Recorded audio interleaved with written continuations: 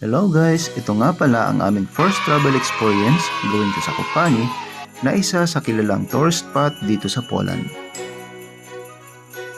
At ang masasabi ko ay talagang sulit sa saya at kakaiba ang dalang sorpresa ng Zakopane para sa mga turista. At nga pala sa mga gustong pumunta dito, nasa 25 to 55 PLN lang from Krakow to Zakopane ang pamasahe sa tren. Within 2 to 3 hours, at mas maganda kung maaga ang preparation para mas makamura ka. At sa tren pa lang ay mamamangha ka na sa ganda ng mga tanawin na iyong makikita na lalong pinaganda sa bawat pagpatak ng snow. And this is it, welcome to Zakopane. Grabe ang dami ng tao dito, mapa-winter man or mapa-summer, talagang dinarayo itong lugar na ito. Napansin ko lang na mas lalong kumapal ang snow at perfect ito para sa mga gustong mag-ice skiing. At pagkatapos mag-dinner ay tumuloy na nga kami sa mismong sentro na dinarayo ng mga turista at walang iba kundi ang Kubawobka Mountain dito sa Zakopane. At konting patour muna sa ibaba bago tayo umakyat sa bundok dahil dito pa lang ay mamamangha ka na sa ganda ng kanilang mga light display.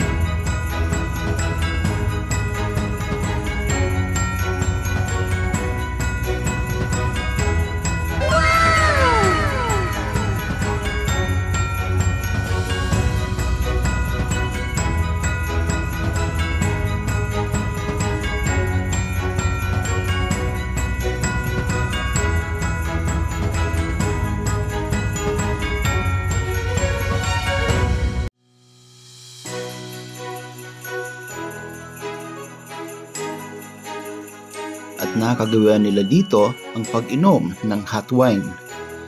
Yes po, hot wine dahil swak ito sa malamig na panahon at ginagawa nila ito bago umakyat sa tuktok ng bundok. At syempre, hindi kompleto ang pamamasyal kung hindi nyo matitikman ang kanilang kilalang exotic food na kung tawagin ay osztupek, na isang ori ng smoked cheese na gawa sa salted sheep milk na kilala dito sa Tatra Mountain or Zakopane. At ngayon ay handa na nating akyatin ang bundok ng Kubawobka na may taas na 1,126 meters or mahigit 1 kilometro. Grabe ang taas, no?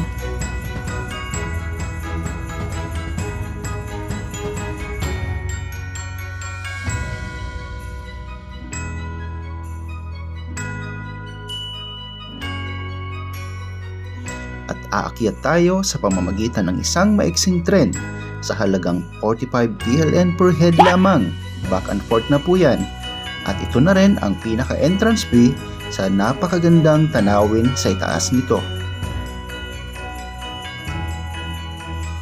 Habang nag-aantay ng tren ay dama mo ang excitement sa bawat paghakbang.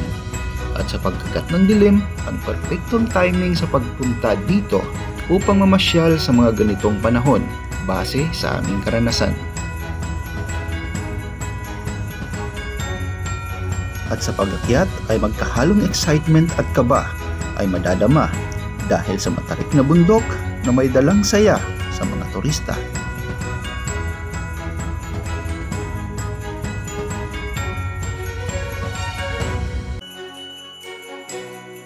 At dito na ay bubungad sa iyo ang napakaliwanag na tanawin na tila bang ikaw ay nasa mahiwagang lugar na sa panaginip mo lang mararating.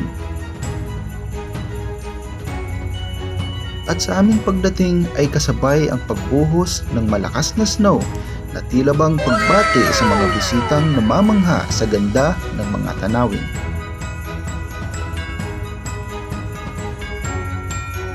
Sa ganda ng lugar ay baliwala ang lamig at hangin.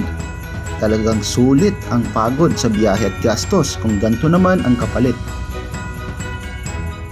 Dito nga pala ay may mga restaurant sa mga gustong kumain at beer na pampainit sa malamig na snow na nag-iinit sa lamig. Sa mga kababayan ko na nasa Poland at mga papunta pa lang, sana ay mapuntahan nyo ang lugar na ito balang araw dahil dito ay siguradong mapapawi ang mga sakripisyo at lungkot na malayo sa pamilya kahit sa maiksing panahon lamang. I suggest na mag-stay kayo dito ng at least 2 days para ma-enjoy nyo ang mga rides at iba pang mga activities tulad ng ice skiing, cable car riding, ice maze at marami pang iba. Na-delay kasi ang aming tren from Krakow to Zakopane kaya hindi namin na-enjoy totally ang pamamasyal sa Zakopane. At hindi rin kami nakapag-book ng hotel dito sa Zakopane dahil pinili namin na mag-overnight doon sa Krakow.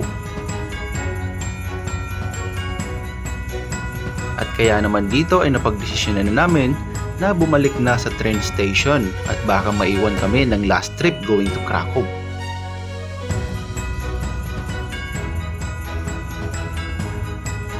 At dito na nagtatapos ang ating pamamasyal sa napakagandang lugar na ito. At sana ay nag-enjoy kayo sa panonood at nakakuha ng idea sa mga gustong pumunta dito upang mamasyal. Maraming salamat sa panonood at kita-kita ulit tayo sa mga susunod pang adventure natin dito sa Europe.